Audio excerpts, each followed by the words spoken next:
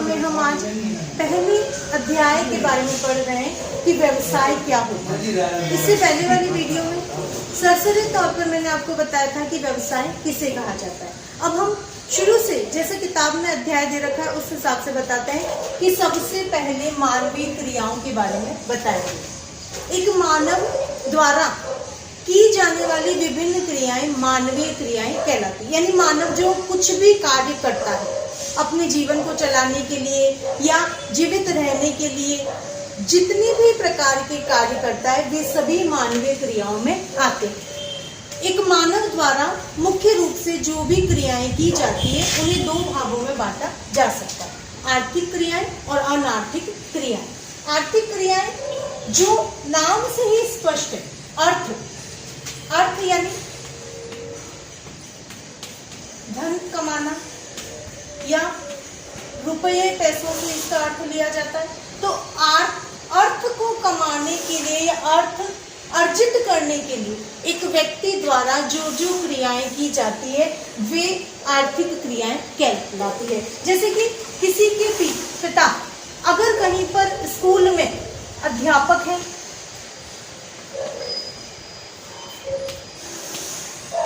तो वह आर्थिक क्रिया है। अगर किसी के घर में टिफिन सर्विस की जाती है चाहे उसकी माता के द्वारा या कुछ अन्य व्यक्तियों के द्वारा तो यह भी धन कमाने के लिए की जा रही है, इसलिए आर्थिक क्रिया है। अगर किसी के घर में उसके पिता या उसके दूसरे घर के बड़े बुजुर्ग व्यवसाय जैसी क्रियाओं में संलग्न है, अपनी स्वयं की दुकान चलाते हैं या अपना कोई उद्योग स्थापित किया है तो ये भी आर्थिक क्रिया। यानी वे सभी क्रियाएं जो धन कमाने के लिए की जाती है उन्हें आर्थिक क्रियाएं कहा जाएगा।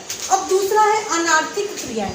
यहाँ अर्थ के आगे अन शब्द लग गया है, यानी जो धन कमाने के लिए नहीं की जाती है। अब धन कमाने के उद्देश्य से जिन कार्यों को नहीं किया जाता है लेकिन वे कार्य तो दिन रात मानव करता ही रहता है। जैसे हमारे घर में हमारी माताजी हम लोगों के लिए खाना बनाती, क्या उसके बदले हम उन्हें कोई धन देते हैं? नहीं देते, लेकिन फिर भी वो कार्य उनके द्वारा किया जाता है। एक पिता अपने बच्चों को घुमाने बाहर ले जाता है, वो कार्य भी उनके द्वारा किया जाता है। एक व्यक्ति किसी अंधे व्यक्ति को रोड क्रॉस कराता है, यह भी कार्य किया जाने वाला है, लेकिन इनके बदले में धन की प्राप्ति नहीं की जाती।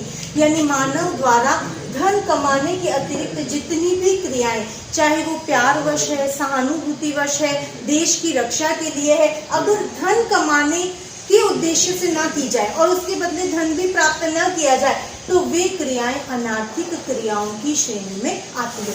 कुल मिलाकर के मानव द्वारा धन कमाने के लिए जो क्रियाएं की जाती है उसके अलावा जितनी भी क्रियाएं हैं जो वो अपने बच्चों से स्नेहवश करता है, किसी अन्य व्यक्ति के परोपकार के लिए करता है, कोई व्यक्ति या कोई विद्यालय का छात्र पढ़ा लिखा है वो अपने आसपास के गरीब छोटे बच्चों को मुफ्त में शिक्षा दे रहा है, वो शिक्षा तो दे रहा है लेकिन उसके बदले धन प्राप्त नहीं कर रहा, तो उसकी यह क्रिया अनार्थिक क्रिया के अंतर्गत आई।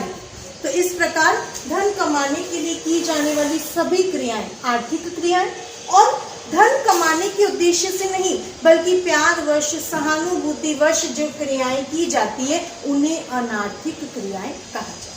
तो अब तक हमने तीन प्रकार की बातें समझी। मानवीय क्रियाएं वे सभी क्रियाएं जो मानव के द्वारा की जाती है, जीवित रहने के लिए, अपना जीवन चलाने के लिए दिन प्रतिदिन मानव कई प्रकार की क्रियाएं करता है। उन क्रियाओं को दो भागों में बांटा गया है। आर्थिक क्रियाएं जो धन कमाने के लिए की जाती है, किसी व्यक्ति के द्वारा कहीं मजदूरी करना, कोई अपनी सेवाएं प्रदान करना, किसी के अधीन रह करके नौकरी करना, ये सब कुछ इसमें सम्मिलित होता है। और दूसरे प्रकार की मानवीय क्रिया है अनार्थिक क्रिया, यानी जो धन कमाने के उद्देश्य से नहीं बल्कि प्यारवश सहानुभूतिवश जब की जाती है तो इसे अनार्थिक क्रिया कहा जाता है।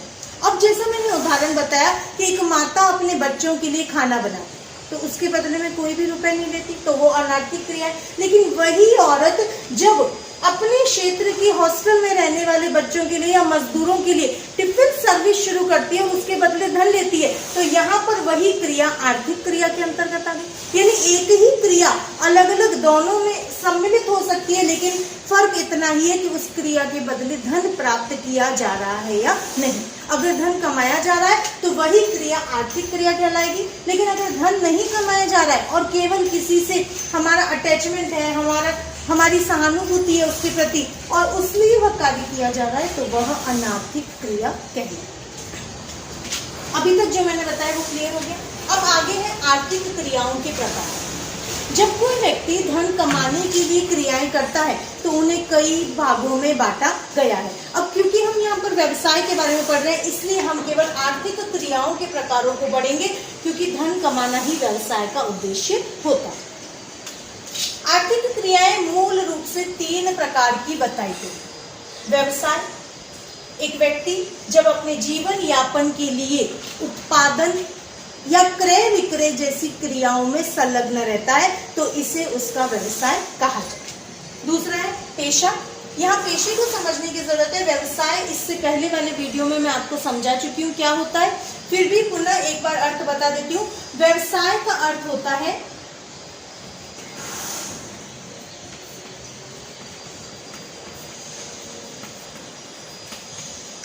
मानव द्वारा नियमित रूप से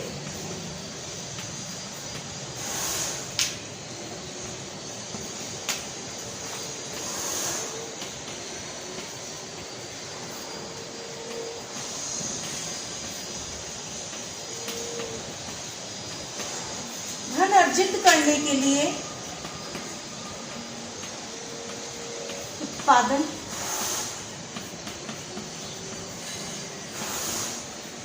क्रय विक्रय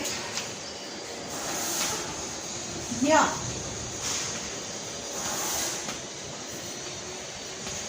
सेवाओं का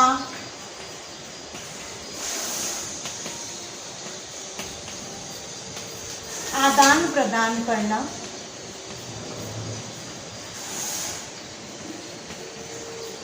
व्यवसाय कहलाता है। यानी सबसे पहले मानव द्वारा की जाने वाली मानवीय क्रियाओं का ही भाग है आर्थिक क्रिया, आर्थिक क्रियाओं का भाग व्यवसाय। तो सबसे पहले बात यही आ गई कि मानव द्वारा, फिर नियमित रूप से। पिछले वीडियो में मैंने बताया था कि किसी एक बार कोई वस्तु को बेच देना, लाभ कमा लेना व्यवसाय नहीं होता, क्योंकि वो एक बार तो आपने यूं ही क्रिया कर दी। नियमित रूप से अगर आप उसी कार्य को करते हैं, उस धन से ही अपना जीवन यापन कर रहे हैं, तो वह व्यवसाय है।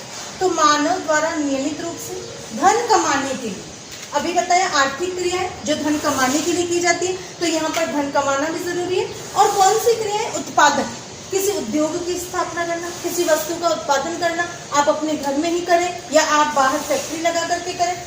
क्रय विक्रय करना, या तो उत्पादन या क्रय विक्रय या दोनों ही।